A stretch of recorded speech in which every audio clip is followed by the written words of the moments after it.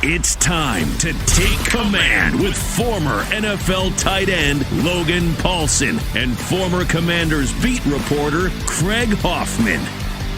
What's up? What's happening? Welcome in. It's the Take Command Podcast Playoff Edition. Let's go, Logan. We have a playoff game to preview. Commanders, Bucs. It's Sunday night. It is in Tampa. In the shadows of that giant pirate ship.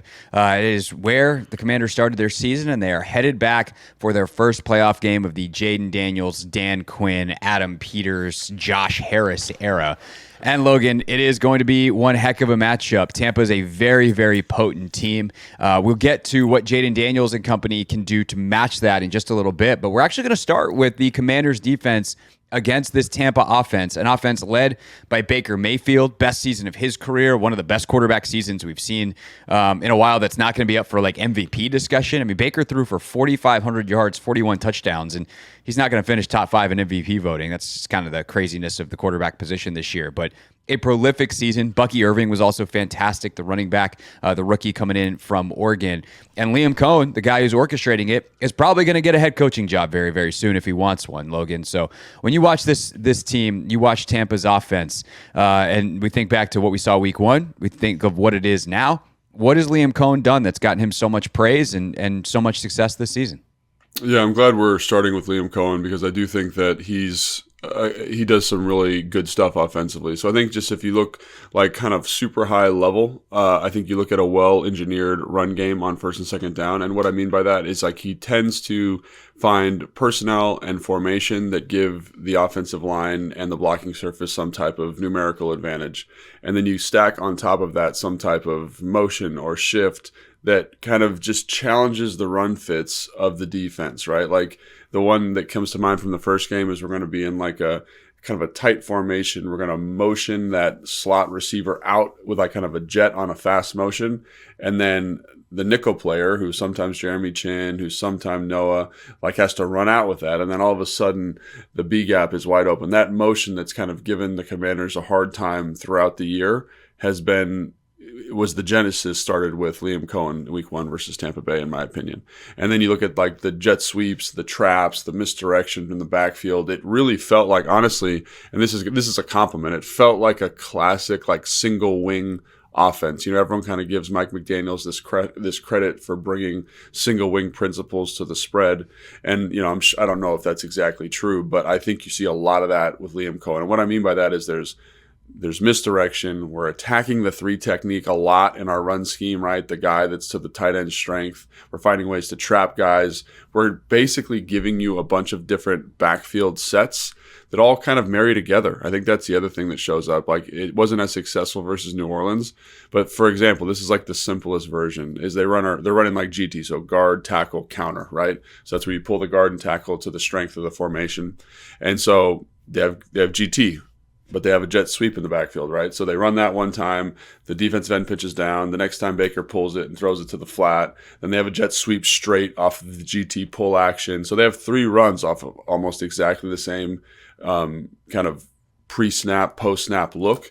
And I think that that's really good stuff. Like I think back to, again, I like it because that's how Kyle does it, right? It's like we install a run, we're going to marry a play action to it, we're going to marry a keeper to it, we're going to marry a complementary run off it. Like when I'm at the high school, like that's how I install a play. I say, this is the run I want, this is what I want to do. And then I go those three kind of derivatives off of it. Now, obviously this is the NFL, so they can go, you know, exponentially more because the guys can handle more. But I think like that's something that I really, really like about his first and second down stuff. And then on third down, I think they just do a really good job of not always, but most of the time finding good and creative ways to get their playmakers in good spots to be successful. You know, like Mike Evans, it was Chris Godwin earlier in the season. Bucky Irving, not so much. He's more of a first and second down guy, but I think that's good stuff. And so that's good offensive principle. And then I think on third down, you're getting a big elevation from Baker Mayfield in terms of extending plays. So I think the offensive structure is excellent. I think you're putting guys in good positions to be successful. And I think all that goes back to Liam Cohen kind of maximizing talent. And I do think it's interesting. You know, Will Levis was, you know, kind of at one point supposed to be a top 15 pick in the NFL. That was when he was with Liam Cohen at Kentucky, right? Like, and so he does have this knack and understanding for and this is something that's really hard to articulate to someone who doesn't watch a lot of football. He has a really good understanding of how to manipulate coverage through route concept, right? Cliff does too, right? The smart ones, the really good ones do.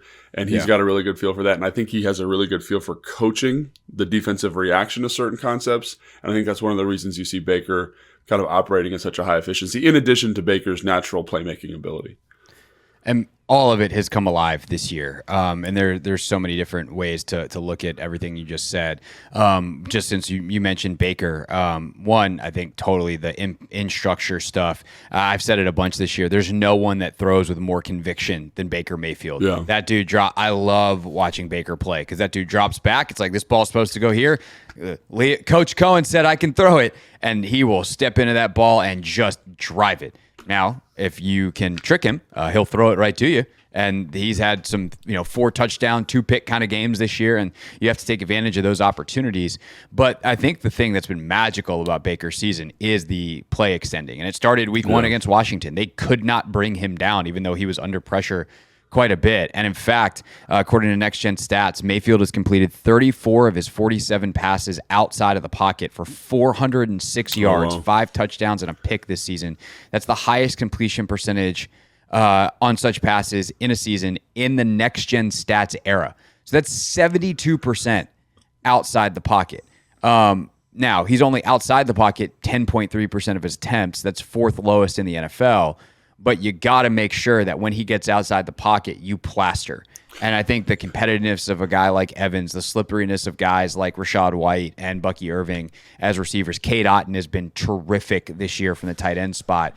So it is, can you keep him in the pocket? If he gets out, you got to make sure that you plaster, because as good as the offensive structure is, the reason they've gone from like good to great is that extra stuff where the players make it come alive. And I think you see that in the run game too. If we want to keep touching on Baker, we can. But man, what Bucky Irving is doing in the run game is also fantastic. They have, when you create good matchups, it's easier when it's Mike Evans, a future Hall of Famer. So they've just done a really good job of, here's a great structure. It's kind of what I've always, some people are like, oh, when you've got great players, just simplify it down. I'm like, well, what if you put great players in great structure?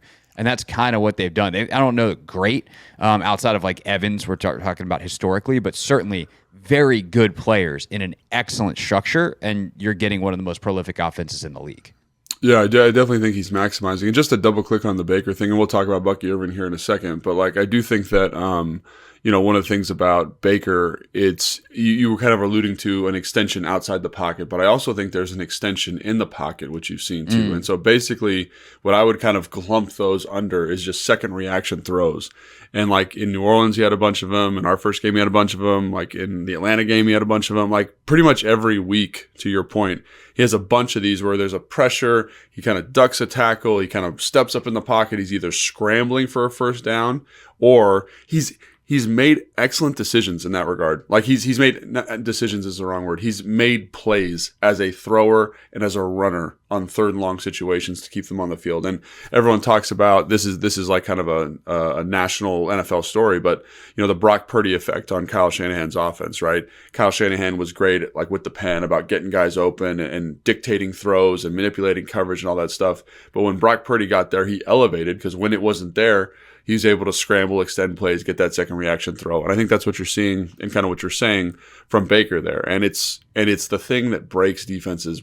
It breaks defenses, quite frankly, because you're really playing for that 2.3 second kind of throw. And Baker's average time to throw is 2.7. So obviously there are some of those kind of on schedule, on time throws in there. But to add those tenths of seconds, that means you're extending and you're getting out of stuff. And I saw a statistic, I forget exactly where it was, and I'm going to butcher it, but on 3rd down, his time to throw is 3.13, which is NFL leading in terms of time to throw, which again, I think captures this metric we're trying to talk about here. So to me, if you're the Commanders, you got to say, hey, we have to rush with tremendous discipline.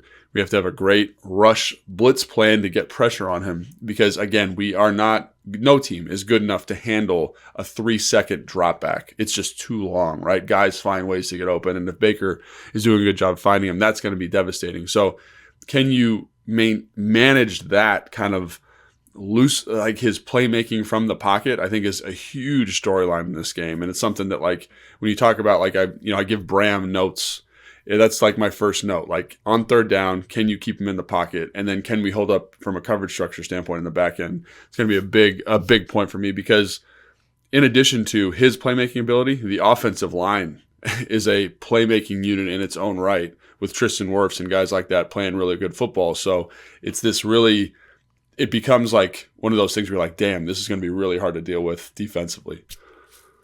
And they're really good at staying on schedule. And we'll get to the running game in a second, but another element of the pass game is the screen game. It's arguably the best screen game in the entire league. And Baker actually leads the NFL in yardage on throws behind the line of scrimmage. And they'll throw them to receivers. They'll throw them to tight ends. They'll throw them, obviously, to the running backs who are very, very good space players. But it kind of, when we talk about the Baker's average time to throw and that number being fairly low, it's balanced by these longer plays that he extends with 1 second throws because he's getting the ball out on a screen. And in week 1, it was actually Baker's third quickest of the season. He was 2.36 seconds in week 1 against the Commanders, including a couple of touchdowns. Now, those were fade routes to Mike Evans, so, take that for what it's worth in terms of the time to throw.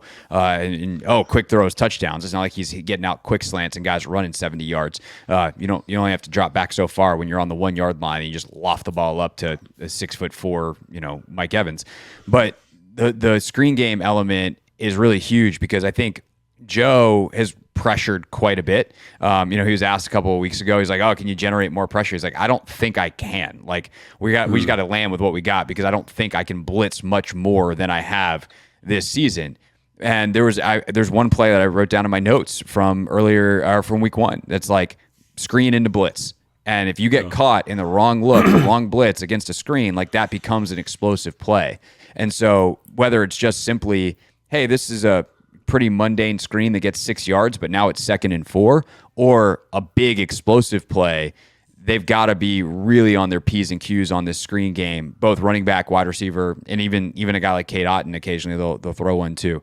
And that's an enormous part of their success because then they're just not in a ton of those 3rd and longs, even though, as you said, Baker will make some plays if they get there. And it's their 1st and 2nd down efficiency is good. Obviously, in the New Orleans game wasn't great. That's the most recent game they played. I think New Orleans had a really good plan for them. And obviously, we saw how good New Orleans is on 1st and 2nd down at stopping the run and kind of managing some of these elements of the Tampa Bay offense. And you mentioned the screen game, and I really thought like New Orleans did just a tremendous job of being like, we know this is something you want to do. Like we're going to have a really good plan for it, and we're going to be aggressive to stop it.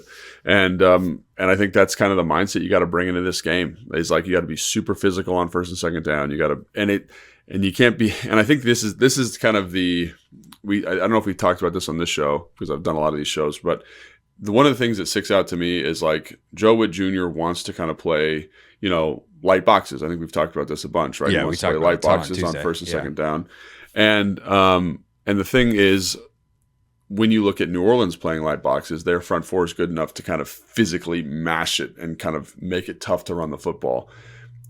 They can kind of allocate more resources. They can play different coverage structures to help stop screens and things like that. Can this front four and the 2 linebackers do the same thing would be my question. Can you play in a physical manner on 1st and 2nd down that allows you to play coverage structures to take away play action shots, to take away screens, to kind of have that level of focus where you can kind of say our 6 guys are taking care of the run and the rest of you guys can handle the screen, handle the play action, handle these like other elements to the RPO. And so I think that's where I get a little bit nervous because over the course of the season, while I do think the defense has been good at what Joe Witt's wanted them to do, they've had a hard time with that main piece, which is stopping the run. So, like, again, you look at what other teams have done well, and I'm thinking about New Orleans right now. Really physical in the front four. Linebackers, Demario Davis did an excellent job sniffing out screens, running the football, was really just tremendous in that game. And, can you get a similar level of performance from this defense? I think is like the $1 million question. So to me, 3rd down, containing Baker Mayfield. 1st down, it's stopping the run. Really is what it comes down to. And we're going to talk about Bucky Irving here because you got some stats about him, but that to me is the story. Screens, runs. He's the straw that stirs the drink to me on 1st and 2nd down. He's been impressive this year. So here's your Bucky Irving stat of the day. Bucky Irving forced a missed tackle on 35.8% of his touches this season, the highest rate in the NFL for a minimum of 100 touches. Irving gained an additional 609 yards after forcing missed tackles. Wow. That's second most in the league behind Derrick Henry. Irving's missed tackle rate was 13.2% higher than backfield mate Rachaad White during the regular season. The Commanders now, here's the good news. They have missed a tackle on just 11.6% of tackle opportunities this season. That's the fifth best rate in the NFL, while allowing 774 yards after missed tackles. That's the seventh fewest in the NFL. So we talked about this a couple weeks ago. Last time the Commanders run Sunday Night Football, in fact, is Bijan Robinson, for volume's sake, had the most forced missed tackles in the league. By rate, it's Irving. And then, they did a decent enough job. There was certainly some missed tackles, but I think the other big one is the yardage, right? Like, what happens if you miss a tackle? Is it then a house call, or is it a 30-yard gain? Or are you rallying to the football? And so you miss one, it's enough to slow the guy down, and someone else comes out in and finishes the job, or someone's else comes in and finishes the job. And I think that's going to be a key thing is, can you rally? Because in watching a little bit of tape on their running game, if the play plays out remotely close to what it does when you drew it up as a coach, this dude's nasty. But if you can muddy it up, and you see some teams that did a really good job in spurts or, for entire games that were able to muddy the front and just make it to where that, when Vince Lombardi drew it up and he's a seal here and a seal there and an alley, if that alley doesn't exist, then you're okay.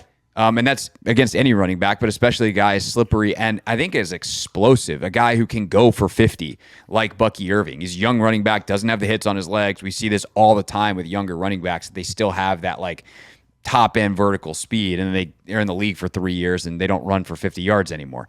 Bucky Irving's a rookie. He's got that to him. And so if you can muddy up the front, and that means John Allen and Daron Payne and Jerzon Newton, like y'all are going to have to do some dirty work. Then rally and tackle, you can be okay against this run game.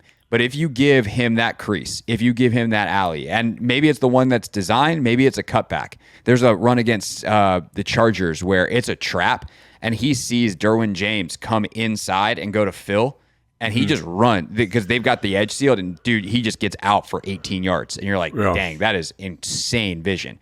But if you can make it muddy, you can survive against this run game. If not, he's going to slip a tackle and you're toast. No, I think that's 100% right. I think he he does a really. It's interesting to watch him because I don't think on first and second, like he's not like Bijan where it's like 5 yards, 6 yards, 7 yards. He's the rush down to down efficiency is not there because he's not a big guy. So when it's a little bit muddy, he can't like cram it. There's no space for him to slip tackles and do the things that he does. Yeah, so I think, again, I'll go back to the New Orleans game because I think they were winning the first half. They looked dominant. New Orleans did in that game. So I think it's a really good marker of like what, and they kind of play similar structures on first down to what the Commanders do. Is the thing that sticks out to me about that is like he went for like 1, he's going for 2, he's got 3, he's got a -1, and then he pops one off for 40, and it's just like that is a back-breaking play because then what does Tampa Bay go down and do? They go down and score, and it's just his ability to, it was like just a duo, kind of like this, the modern duo now where they're kind of flash mosing the tight end, he's kicking out the defensive end, and they're wrapping for the linebacker. And Bucky Irving, there's a small crease, kind of works his way through, runs up on the linebacker, makes him miss, make the safety miss, and you're like, oh my gosh, this guy's going to score. And thank God the safety slowed him down enough where they're able to tackle him. But I just think about comparing that to the first game where I thought Liam Cohen we go back and kind of bring it full circle here, did an excellent job on first and second down with traps and whams and taking advantage of the Commanders' penetrating 3 technique, like really took advantage of them. And obviously Rachaad White was the starting running back at the time, but getting Bucky Irving into those same looks is a catastrophic proposal in my opinion, because you talk about a seal and an alley, like that was something that I would say pretty much every time they ran trap, there was a cavernous hole that was really hard to fill, and thank God the guys were able to make tackles. But I think to your point, because of his missed tackle rate, because of his explosiveness, and really he's not like top end fast. his acceleration is nuts. Like, I think he ran a 4.6 at the combine. Like, he didn't run fast, but he plays like an absolute demon in terms of speed. Like, that could be those creases that we had in the first game. And again, the defense is a totally different animal now. I think they're much better coached. I think they understand kind of schematically what they need to do at a higher level. It was also probably the worst missed tackle game of the season. Like, it was kind of that week one, like, we haven't really tackled yet. And you got dudes like Bobby Wagner and Jeremy Chin who don't really miss tackles, missing tackles all over the place. Yeah, I'd agree, but I think that's something where I'd be like, hey, we got to get our rules locked in on how we're going to play these runs, because if I'm Liam Cohen, I might not run those all the same, but I'm saying, man, these were so good, and these runs have been so good versus Washington this entire year. Philly had a couple gashes, Baltimore had a couple like this, where it's like, let's give it a shot and let's see if they've got it cleaned up, and if they don't, then we're going to run it. If not, we've got other stuff we can get to. But that's something, especially with Bucky Irving. He's going to get those touches now, and you cannot win this game if he's got 3 or 4 explosives. Like, you just can't. And I think that's something you got to just be hyper aware of. Yeah, and to your point, or looking at the numbers behind that, explosiveness, you can kind of measure an EPA per play. Like, do you get these big chunks? Do you score? Do you get first downs? He is 4th in running back EPA per rush. So it's the guys that you would expect that are ahead of him. But the only guys that are ahead of him in EPA per attempt are Jahmyr Gibbs. He's 3rd. Jahmyr Gibbs, Derrick Henry, Bucky Irving. Yeah. He's tied with Saquon in EPA per rush. But he's 12th in success rate. It doesn't surprise me. Talk about down in, down out efficiency. He's much more average.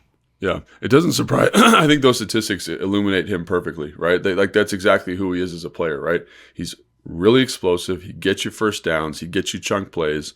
And again, the down to down isn't there the way it is for Derrick Henry or Bijan Robinson. He really. It's funny that he's the 3rd guy with Saquon, because he reminds me a lot of Saquon. Like, in terms of, I'm not a great dirty runner, right? But when there's a crease, I'm going to take it for 50, and you're going to be like, damn, like, that happened real quick. So I think Washington has shown at times this year that they can batten down the hatches and stop the run, specifically in the second half of that.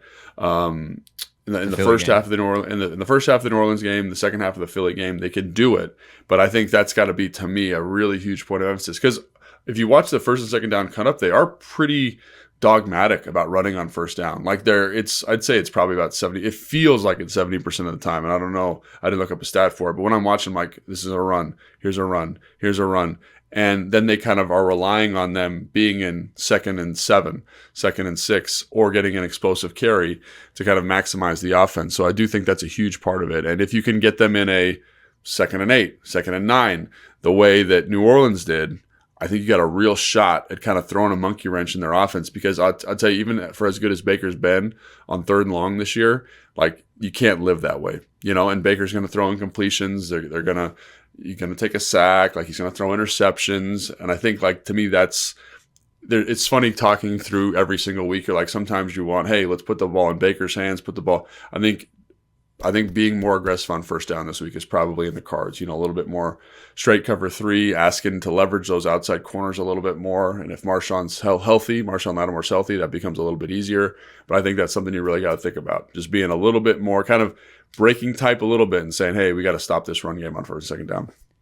And now for our featured presentation. Speaking of Marshawn Lattimore, that's a lot of what folks want to talk about is the Evans-Lattimore matchup. And why wouldn't you? Because they've fought a bunch. They've punched each other in the helmet. Why do football players punch each other in the helmet? Doesn't that hurt, Logan? You kind of just lose your mind, honestly. You just lose your mind. Like, there's no, like, as I've done it, I've punched someone in the helmet, and you're just like, that was dumb. Like, my hand hurts real bad now, right? Yeah. But you're just so mad at this person for doing something ridiculous. Because you're playing a violent physical sport where testosterone is overflowing and you lose control of your emotions, because that is, of course, what happens, because that's the way human beings work. Yeah. And you're like, my hand hurt. I remember one time Niles Paul got in a fight in practice and really just popped off on somebody. It was like, it sounded like it was like bing, bing, bing, bing, bing, bing, bing, because he boxed a little bit in his spare time.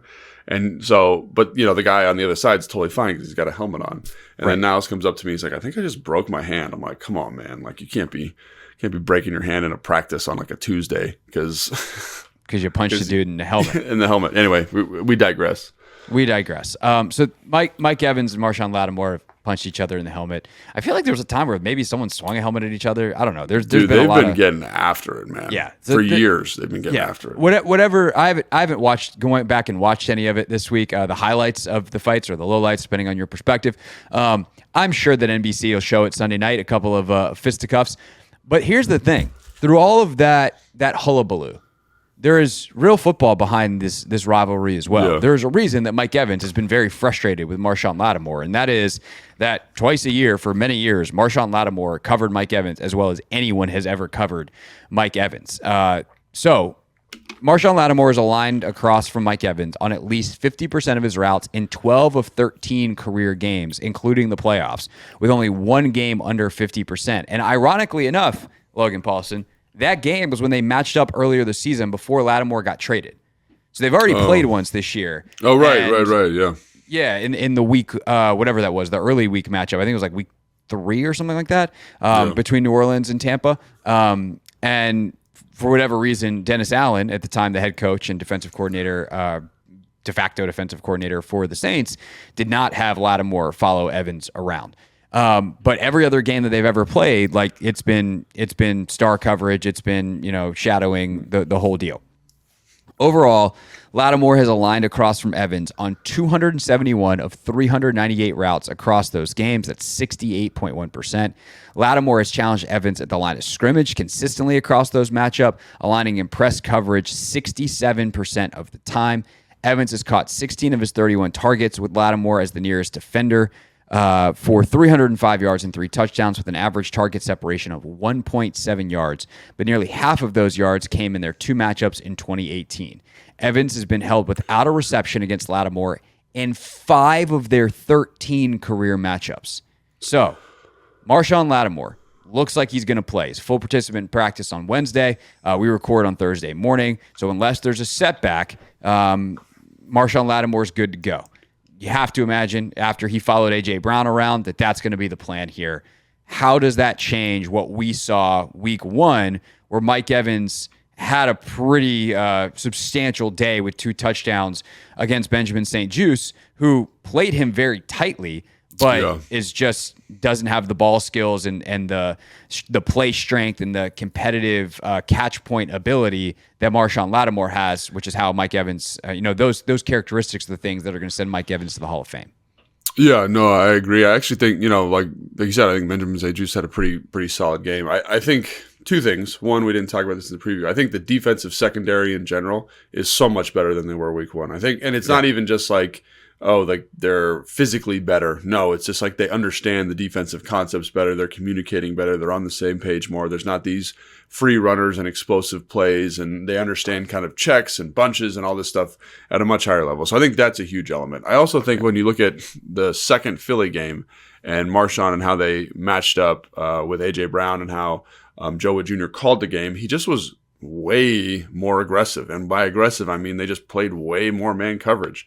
And I do think that this is a talented group for Tampa Bay, but they're not overly scary. Does that make sense what I'm saying? Like they're good, but they're not great. And I think Mike Evans right now at this point in his career, Hall of Fame career, like you said, I'm going to give him his credit, and he deserves his credit. He's one of my favorite players I've ever watched. I used to go watch his tape in season when I was playing because I just really enjoyed watching him. He's not the same guy that he was earlier in his career, right? He's a bigger body guy, hyper competitive, and he's still good, but they don't have the teeth without Chris Godwin.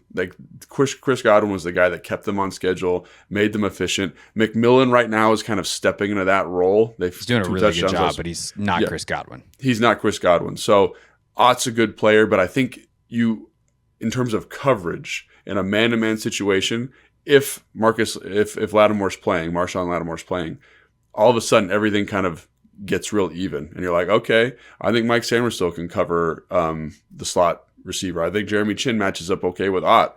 And all of a sudden you're like, we're in a good spot here. So I do think that his addition is going to be huge. And I just thinking about those numbers you're talking about and just watching Mike Evans over the course of his career, like Marshawn's play strength is tremendous. And I think that's going to be a huge advantage here because what Mike Evans does is he is bigger than you, he's stronger than you, he's better than you at the catch point. And with Marshawn, it's not that it negates that advantage. Right. And I think that's one of the reasons why you see him become so less effective in the games where he's playing Marshawn. So if he does play, I do think it allows Joe Witt Jr. on first and second down to do some of the stuff we're talking about. We can play another guy in the box. We can be more aggressive. We can maybe bring a run pressure.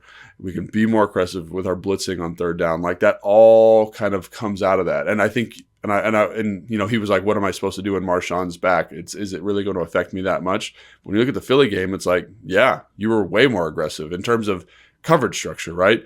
Usually like to throw in some cover 2, some cover 3, more zone. And all of a sudden it's like, the big dog's here. Let's let them hunt. So I think that's something that I'm excited for, because I do think it just changes even Joe Witt Jr.'s mindset a little bit. And just that shift in mindset, I think is going to be really, really helpful in a lot of the kind of pain points and struggle points that the Tampa Bay offense presents. For sure. And I think it's also worth mentioning, in week 1, not only was it fresh, was it new, it's Joe's first game as a coordinator. It's these guys' first time playing together. The guys playing are different. Like Emmanuel Forbes was starting corner in that game. Jamin Davis played double-digit snaps as a rotational defensive end in that game. So you talk about stopping the run. Like you've upgraded from Jamin Davis to Jalen Holmes and some of the other guys that have done a good job for this team. As the like rotational John Baptiste. Pieces. About like Daron Payne at end. Like all those guys, you just feel much more comfortable and confident about those guys in those roles as opposed to Jamin, who. He was making a transition. They tried it, and he wasn't there to stop the run. Put it that way. Right. Yes. Fedarian Mathis played double-digit snaps in that game. So you have very, very different dudes in some key spots, including one of your starting corners that has gone from Emmanuel Forbes to Marshawn Lattimore. Nevertheless, the experience of an entire regular season, not only for the players, but for Joe in his first season as a coordinator. And I think we've seen him get better and better at calling this stuff over the course of the season. So it's going to be really exciting to watch that battle. So I would expect Tampa to certainly get some wins, but can Washington do enough to hold it down to allow Jayden and the offense to put up the points they need to and get a playoff win for the first time since 2005?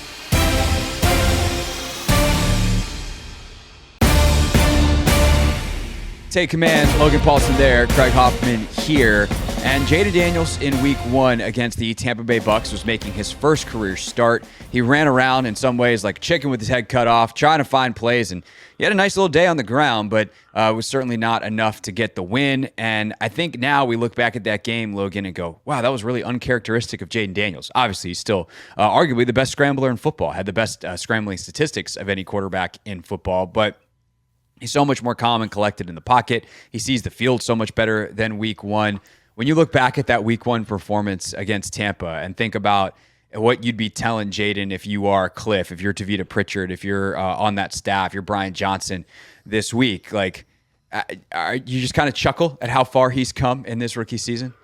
Yeah, I think so. I think that's one thing when I was watching the first game, I'm like, this really is not – it's not transferable. It's not like Cliff's offense, and that's nobody's fault. It's Jayden Daniels' first game, and I think he had like a fine game. But like we talked about when we reviewed the Tampa Bay game, there's throws that he makes with such confidence now, right, and such dexterity now that he just didn't attempt. He was just like, I don't love it. I'm going to scramble. And I get that. And I understand in your first game being, and I think this is also to Jayden's credit. Like one of the things that's made you awesome this year is how you protect the football.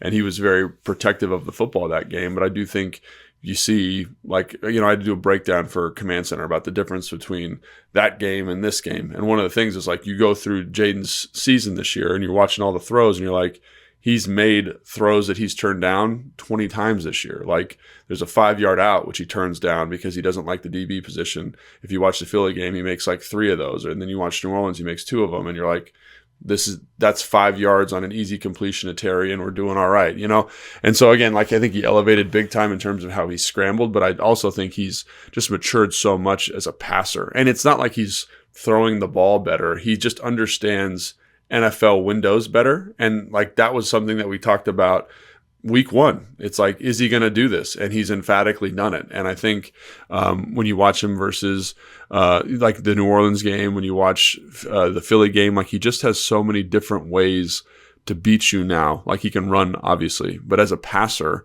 the different types of throws, the different arm angles, the different layerings and touches we've seen it all this year. And so obviously he's had days where he's been off, but if he's on and if he's ready to go, like, he's become like a problem a little bit, to deal with, obviously, like, because of the decision making about when to run, when to throw, when to be aggressive, and just his natural playmaking kind of intuition is something that shows up big time. And it's something that's developed. And I kind of cite the Cincinnati game as kind of the genesis of that, but you see that just continue to develop over the course of the year. So when you look at him specifically, you're kind of like, this is the most bare bones, rudimentary version of you as a rookie quarterback in the NFL. And to his credit, each and every week, and we've talked about this each and every week, has just grown. And so the player now and the player then are completely different to my eye. And I really am excited to see what this looks like, because I do think Tampa Bay is going to do some interesting stuff to him, but I think he's more ready for it now. For sure. And he's gone from a guy that's like, oh, this is at the very least going to be fun watching him run around this year, and we'll see where it goes long term, to a guy that's probably going to finish top 5 in MVP voting. He's 4th in the NFL in EPA. Like, he's a legit, I kind of chuckle when you were like, he's kind of become a problem. I was like, yeah, I think he's more than kind of become a problem. Right. Like, he's become a legitimate top 10 quarterback in the NFL as a rookie. And now, we'll see long term if that holds. CJ Stroud, obviously last year, we can flash that up as the warning sign that just because you did it as a rookie doesn't mean that it means you've made it forever. But I think we also trust Jayden to do the work to probably make it stick. Right. But that's a different discussion for a different time.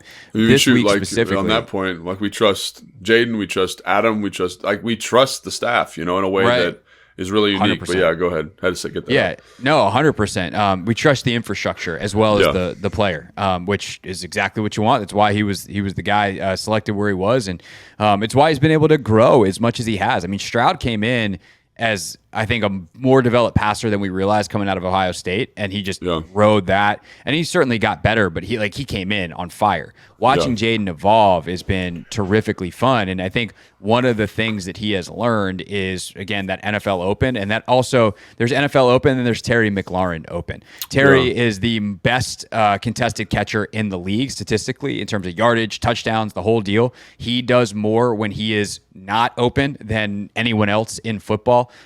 From that week 3 really on against Cincinnati all the way through last week, where we were just talking before we got started here about some of the plays he made in the final drive for Marcus last week. Just unbelievable contested catches in tight windows, taking hits, coming in fearless. And really, weeks 1 and 2, it felt like Cliff, and to an extent Jayden, but I think even more so Cliff, didn't quite realize what he had in Terry.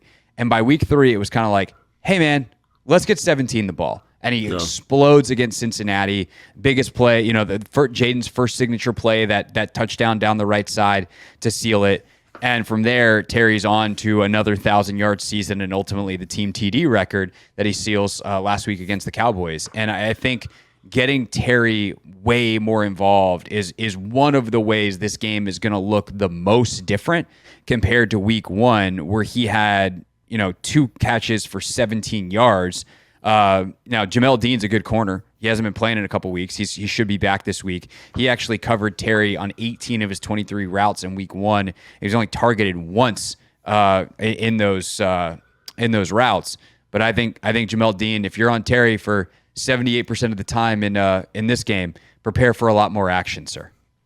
Yeah, I would think so. And I think you just look at think about that relationship and how it's developed. Like, I think back to, the second Philly game where he's getting the explosive play over the top, the Pittsburgh game, explosive play over the top, the Cleveland game, explosive play over the top. Like, I mean, dude's a maniac this year. That relationship and what it's done for the offense has just been so prolific, and their ability to kind of make these big moments, like Terry on a slant on 3rd and short. And I think, to your point, Cliff's understanding that is a big time player in this offense. Let's start moving around, and then you see his production continue to develop. And I forget which game it was, but he had 8 catches for 80 yards, and it wasn't this big explosive play, but he's able to kind of just first down here, hitch here, contested catch there. And he can do it both ways, which I think is great. And so I do think that relationship, I think the emergence of guys like OZ, the guys like Jamison Crowder, kind of to supplement Terry, are also big. And again, like we've talked about, they have their strengths and Terry has his strengths. But I think the other thing, we talked about trusting Adam and Dan and Jayden. Like I trust Cliff because he just understands like versus certain coverage, versus certain matchups, like this is where we want to work with the football. And I don't know if that's Tavita, Cliff, probably a combination of everybody working together to be like, hey, like look at like this is what the coverage is supposed to do. This is the matchup we like this is who we're going to put there. Let's make it go. And I just think you just see not only a maturation from Jayden, but a maturation just from the offense in terms of finding what guys do well and helping maximize them. So I think this is going to be, again, the Terry thing is huge because I think like look at we talk about this all the time. Like the number one of the many drivers of offensive success is explosive plays, and Terry's been an explosive play machine for this offense kind of down the stretch. So I think that's going to be a huge deal. I think again, Jayden's development, the emergence of some of these playmakers. Zach Ertz, I felt like there was a couple times in the first game where Zach was open. There was opportunities for him on routes, and Jayden's turning that down. So I just think there's so much more here for the offense based on that first matchup. Like you're just like, man, if you just hit the stuff that's there as opposed to run around. And again, the scrambles were super efficient and super effective, but like it's going to be so much more dynamic. And I'm kind of curious to see what Tampa Bay does to counter the new Commanders, if you will. Like, what are you going to do? How are you going to play this? And I think that's going to be a really compelling story. Well, the Buccaneers are on some level a different team as well, although the week 1 version of them has resembled the weeks 11 through 18 version of them more than almost any other game in their first pre-bye stint. So after their bye in week 11, the Buccaneers became the blitz happiest team in the NFL, blitzing on 48%. Yeah, 48, almost 1 out of every 2 pass attempts, which is just a crazy number. That said, they blitzed Jayden 47% in week 1. So that's kind of how they played in week 1. I'm sure that you'd have to go into detail, and this would be the time if they're doing it the same way that they, the blitz packages that they deployed in week 1. Is that what they're doing now? And by the way, it's not just that they're doing it, and it's kind of, I think of like Wink Martindale, where it's like, yeah, he was blitzing all the time with the Giants, but it wasn't really working that much. You'd have weeks where it was, you have 8 sacks, but a lot of times you're just giving up 400 yards because your guys are exposed on the back end all the time. No. The Bucs, they lead the league in unblocked pressures. They are converting them into sacks at a pretty high rate. Like they are doing the damn thing when it comes to their pressure package. So, led by Yaya Diaby, what are you seeing from this Buccaneers pressure package that is similar to what we saw against Washington in week 1? And maybe what are some other things that Joe and Bobby Johnson and the offensive line crew are going to have to deal with this week? Yeah, I think that's the thing to me is just like I went back and watched all their pressures, which is a lot because, like you said, they blitz a lot. And so you watched half their defensive snaps. Yeah, you're just like, God. And I think the crazy thing is like obviously they bring like run blitzes on first down, which are problematic. But I think the third down stuff is where you're like, yikes, this is a lot. Like they just have. Like they have, like, for example, I think I maybe talked about this already, but they have like the 6 guys up on the line of scrimmage, kind of in their blitz package. Like the Commanders run something similar. There's 2 guys standing up. There's 4 defensive linemen. Just in that front, I could probably cite 6 to 8 variations of pressure patterns that they brought just out of that one front. So it's not like like there's something like when you're in a blitz meeting, for example, and it's usually on Thursday, like back when I was playing, they'd be like, this is our third down blitz meeting. Let's go through the pressures. See where this guy lines up. See how he's kind of outside this player here. Like they're going to bring this pattern. And you just kind of go through and like, okay, like they're all here.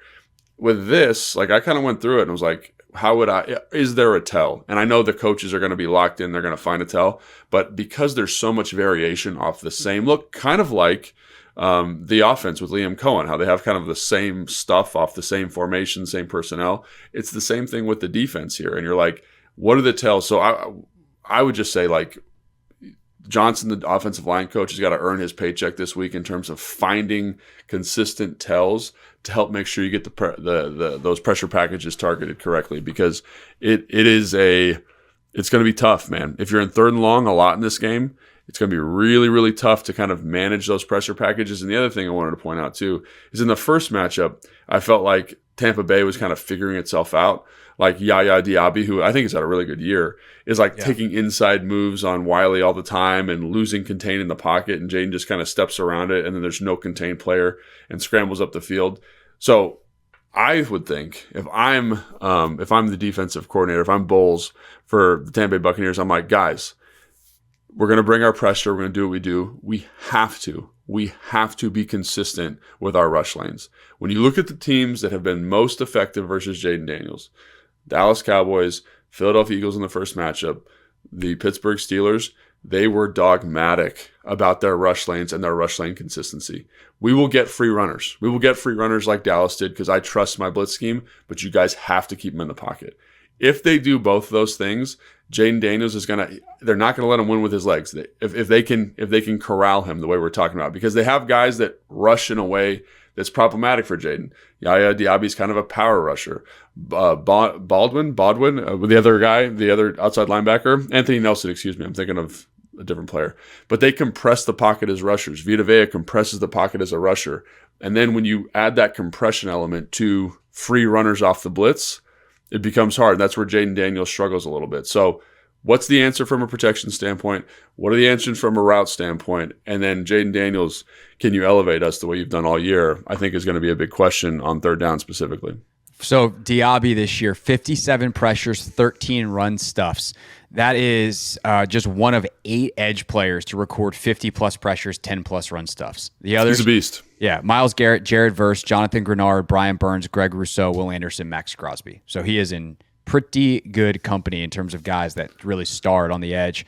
Some of them, guys like Garrett and Crosby, obviously longtime standouts, and plenty of others. Will Anderson, one of the best young guys in the league. Rousseau was a monster this year for Buffalo. So really good company that Yaya Diaby is in.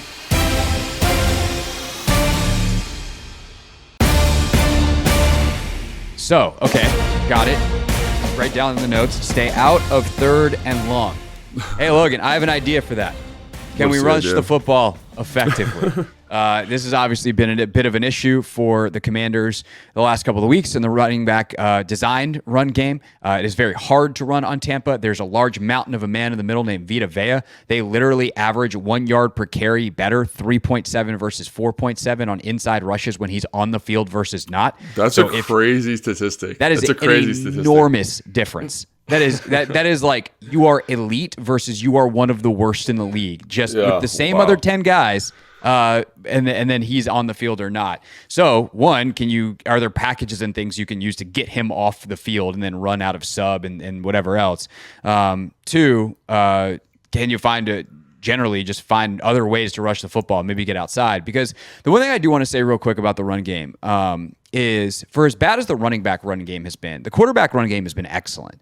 And teams are really trying to make sure that the running back run game is not there. And we can talk about B-Rob, we can talk about the O-line, but like both Jayden and in the second half last week, Marcus were really successful running the football. And so in the playoffs, teams tend to run their quarterbacks more anyway. Yeah. I do wonder if there's just like, fine, if you guys are going to make sure that there's not any room for Brian Robinson to go, does Jayden Daniels wind up with like 10, 12 designed runs in this game, nevertheless, what he gets off of scrambles? So I just think that's worth pointing out is like, for all these bad running games the Commanders have had the last couple of weeks, they're still running for like 150 to 200 yards because Jayden and or Marcus have run wild. Yeah, I think that's a great point, and it's something that, is there a wrinkle off of that kind of gives you more efficiency from a quarterback run game standpoint? And then what kind of runs do you feel comfortable with Jayden running? So again, that's at least in this game he should have his helmet sized correctly. If folks forget, week 1 he had his helmet pop off twice. Hasn't been an issue since. So hasn't been an issue since. We've been really tracking that very thoroughly. Yes. So yeah, the Vita Vea thing. It's a fun. Tampa Bay, to me, is fun to watch on first down. First and second down, they're fun to watch. In the same way they're fun to watch on third down, right? They just are they operate in the extremes of defense, which I think is fun, right? They're pressure like crazy on third down. And on first down, they're like, if you are in anything that we deem to be a running formation, we're going to bring out Vita Vea, Kalijah Kancey, Logan Hall. We're going to have like our 3-4 base structure. We're going to have Yaya Diaby play like a stand-up linebacker. And then, Anthony Nelson play defensive end on the other side. And it's like we have 5 defensive linemen. We'll have 2 linebackers in there. And we're like, we dare you. We dare you to try to throw the football because we are stopping the run. So to me, like that, it operates in this crazy realm of like teams don't really do that as much anymore, right? Because like everyone saw, oh, let's play gap and a half, let's play more coverage structure, let's get into this Vic Fangio lane. And Todd Bowles is like, nah, we're gonna dare you to throw the ball on first down. And so maybe that's the thing. It's like, you dare us? Well, here we go. We're going to do it. And let's see if you can cover us up and hit an explosive play to Terry and get them out of some of their heavy run stuff. But in that run spacing, they don't play a traditional 3-4. So traditional 3-4 is like you got a 4 technique. So someone that lines up on the inside shoulder of the tackle, a true nose, which sometimes plays a shade. So a true nose means like we're screw to screw, head over each other. And sometimes a shade is like I'm a little shaded to the left or a little shaded to the right. And then there's another 4-eye on the other side. Because Kalijah Kancey is such a good penetrator as a 3 technique, as they basically play 4 down spacing, 3 technique, shade, 5 technique, Sam linebacker, to give him that penetration. For me, if I'm a run game coordinator, I'm like, you know what I want to do? I want to double the shit, excuse my language, out of Kalijah Kancey. Like I want to get after he only weighs 280 pounds. So I'm going to sink those double teams because that's what a 3 technique gives you. It gives you double teams and it gives you good angles. I'm going to double the heck out of him. I'm going to trap the heck out of him. I'm going to wham the heck out of him because he's aggressive up the field. He's going to give you natural creases. And in that look, because Vita Vea is a backside shade, we can pull away, right? So if Biadasz is playing, like that's a matchup that I like. You got to really sink that.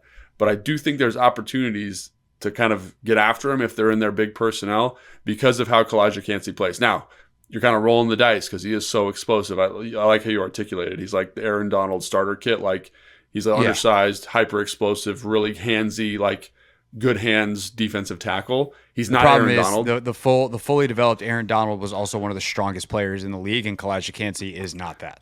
Correct. So I would just say, like, can you get after him a little bit? And I think you can. And I think some of the runs to the front side of that are like bounces and things like that are totally viable. But also, why bang your head against the wall? If they're going to do that, they have a coverage player that has to get to the flat that is a 270-pound defensive lineman who is not great in coverage. Like there was a play that really articulates this very nicely in the New Orleans game where they're bringing some type of fire zone, right? And they're dropping Anthony Nelson and Yaya Diaby out into coverage.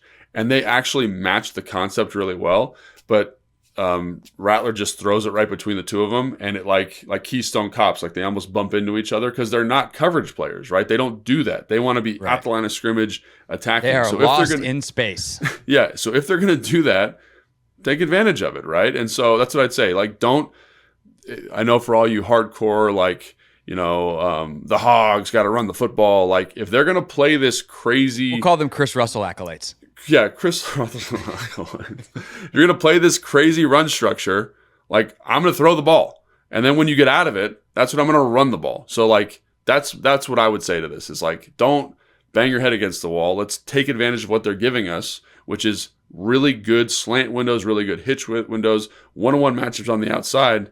Let's let those go. Let Terry eat on first down is what I would say.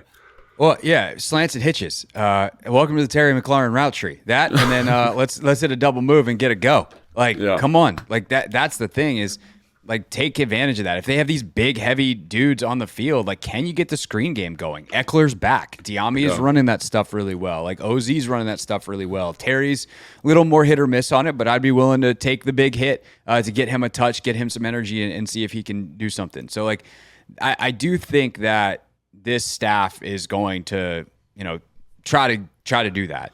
The thing is, they also know they want to run the football. And I wonder from the identity piece of, like, we want to be more physical. Because I think that's a huge thing this week. One, it's been a huge thing for them the last couple of weeks of, can we get our offensive line to be more physical? And then obviously in the team meeting, like, they're preaching the hell out of that. And especially on the defensive side, like, you want to beat up and smash this Tampa offensive line, who is physical, but, like, can be pushed around a little bit. I heard a couple of people saying that, you know, some previews I was listening to earlier in the week of, like, the physicality of the Washington defense, although they're not the best unit, like they'll hit, and that can be an advantage. So like the physicality piece is going to be preached all week.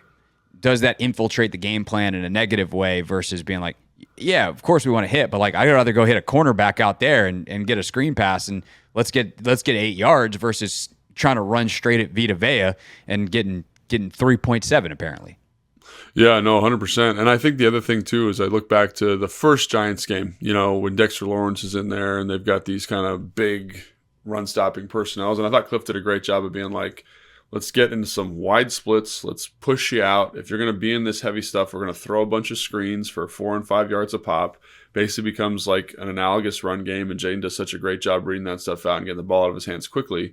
Because then again, if you're in this structure, the guy that's got to make that tackle is a 270-pound defensive end, like rallying from inside out. And I kind of like that matchup too. So I do think there are, to your point, you don't want you don't want this toughness idea to negatively impact the game plan. And I do think at points this year, you've shown a really good aptitude, if you're Cliff and Johnson, to kind of find different ways to get there. I just say do that. Do what you've done all year. And and again, try to find ways to maximize your guys, because I do think like there is something like this team to me is not built to like just mash you. They're not built that way. You got to be a little creative, and I think you can do that, and I think they should do that. And I think they're still physical. It's just like they're not. Right, and that's the thing. Is like, can you maybe even get into like some 10? Can you do some like, hey Cliff, you got that air raid bag? I know it's a little dusty. Like, let's get, if they want to be big, like make them pay for being big. Get out there in some 10 stuff, or some lighter personnel, and the even getting in pony personnel with the 2 running backs and 3 wide receivers, or 2 wide receivers and 1 tight end, but the tight end is Ertz, and then spread it out and like. See if they'll go heavy to match that, because technically it's 21.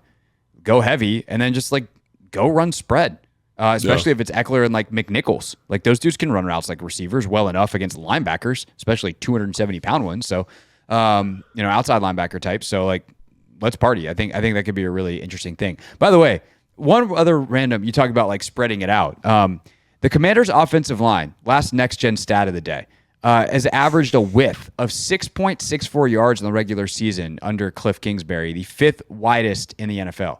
Is there anything to that, or is that just a random fun fact? Yeah, this is going to be nerdy football stuff, so get ready. Look, we're an hour in. If people are still listening, they're here for it. This is the perfect time to get as nerdy as possible.